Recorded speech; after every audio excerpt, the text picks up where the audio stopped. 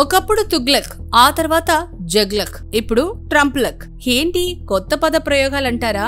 మొన్నటి వరకు నాటి తుగ్లక్ వారసుడు జగన్ మాత్రమేనని అనుకున్నారు చాలా మంది. ఎందుకంటే ఆయన ఒకటి చెప్పి మరొకటి చేస్తారు. ఉదాహరణకు సినీ పరిశ్రమను ఏపీకి ఎలాగైనా రప్పించాలని చెప్పి సినిమా వారితో చర్చలు సాగిస్తే ఆ సినిమా పరిశ్రమ కాస్త మరో 3 అడుగులు వెనక్కి వెళ్లడం మాత్రమే కాదు, చిరంజీవి లాంటి హేమీలు చేతులు కట్టుకుని అభ్యర్థించాల్సి వచ్చిందన్న మెసేజ్ పబ్లిక్ లోకి వెళ్ళింది. చివరికి ఎలాగైనా సరే చిత్ర పరిశ్రమ ఏపీకి రావాలన్న కోణంలో రోజా భర్త ఆర్కే సెల్వమణి ద్వారా కాలీవుడ్ ని ఒప్పించి తడ, దొరవారి సత్రం వంటి సరిహద్దు గ్రామాల్లో వారికి విరివిగా భూములిస్తామన్న ఆశ కల్పించారు. ఆపై మదనపల్లి, హార్స్ హిల్స్ దగ్గర యాత్రా దర్శకుడు మహీవి రాఘవనికి భూములిస్తారన్న టాక్ కూడా వినిపించింది.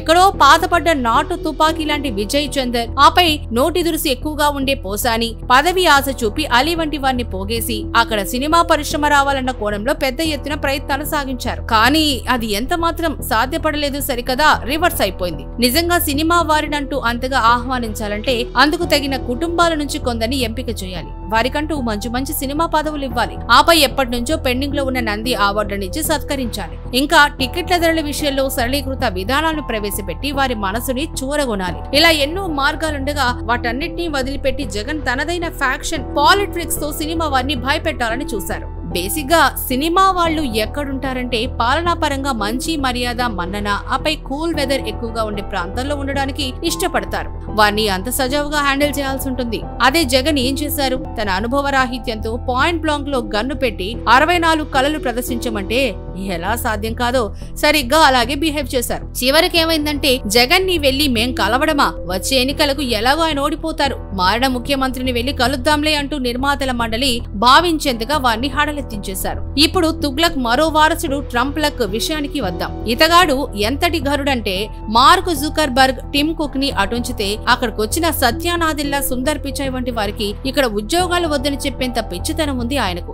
మళ్లీ వాళ్ళనే ఎదురు కూర్చోబెట్టి అమెరికాలో మీరెంత పెట్టుబడులు పెడతారని అడుగుతారు. భారతీయ వస్తువులు వద్దు, భారతీయ వ్యక్తులే వారి మేధస్సులు వద్దు అంటూనే వారినే మొదట కూర్చోబెట్టి మీ బిజినెస్ ప్లాన్స్ ఎలా ఉన్నాయి, అమెరికాలో ఎంతలేసి పెట్టుబడులు పెడతారని అడగడం కరెక్టేనా అన్నది ఒక ప్రశ్న కాగా, ఇప్పటి వరకు ట్రంప్ ఎలాంటి వ్యాపారం చేశారో తెలియదు కానీ ఈ భయపెట్టి బ్లాక్ మెయిల్ చేసి రాంగ్ కామెంట్లు గుప్పించి వారి చేత మొండిగా పెట్టుబడులు పెట్టించడం అన్నది కరెక్టేనా అని ట్రంప్ తనకు తాను ఎందుకు చెక్ చేసుకోరు?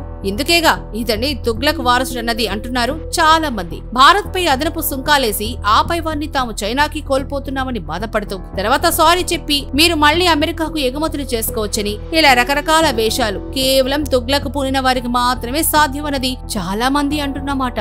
మరి మీరేమంటారు?